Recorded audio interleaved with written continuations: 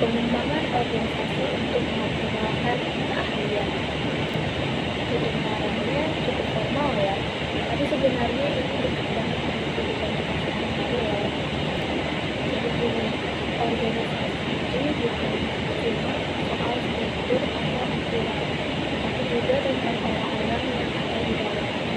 Nah, keahlian pegawai itu bahan bakar utama. Kalau keahlian nggak dikembangkan, organisasi nggak bisa jalan. Tapi eh, kalau keahlian nggak dikembangkan, organisasi tetap jalan, tapi jalannya lambat. Tapi kalau keahlian dioptimalkan, organisasi bisa maju lebih cepat dan lebih siap menghadapi tantangan. Nah, sejak dulu banyak tokoh yang ngomongin soal organisasi. Misalnya Henry Fayol dengan teori administrasinya. Lalu Max Weber dengan birokrasi, sampai Eric Land dengan teori kebutuhan. Intinya, mereka semua sepakat bahwa manusia dan perilaku dalam organisasi itu penting banget.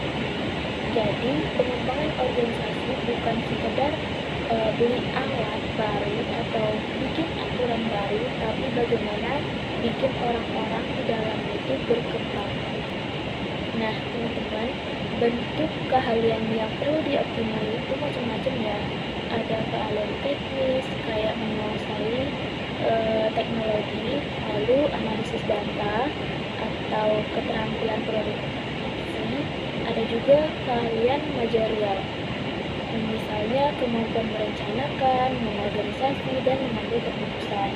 Jangan lupa soft skill seperti komunikasi, kepemimpinan, dan kerjasama.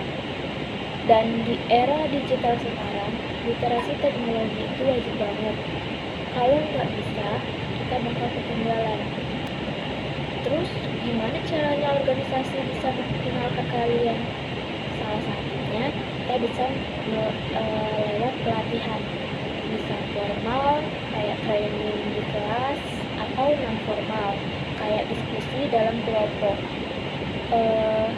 Lalu role play, bahkan rotasi kerja. Tujuannya juga jelas ya, bikin karyawan lebih siap, lebih percaya diri, dan lebih produktif. Dan yang paling penting, pelatihan itu investasi jangka panjang.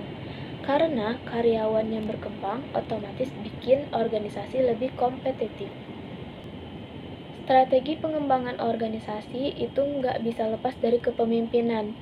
Pemimpin yang visioner, yang bisa berempati dan bisa memotivasi tim itu kunci banget ya.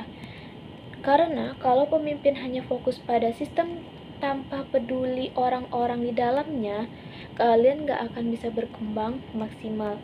Tapi kalau pemimpin bisa bikin tim merasa dihargai, keahlian mereka bisa akan keluar dengan sendirinya.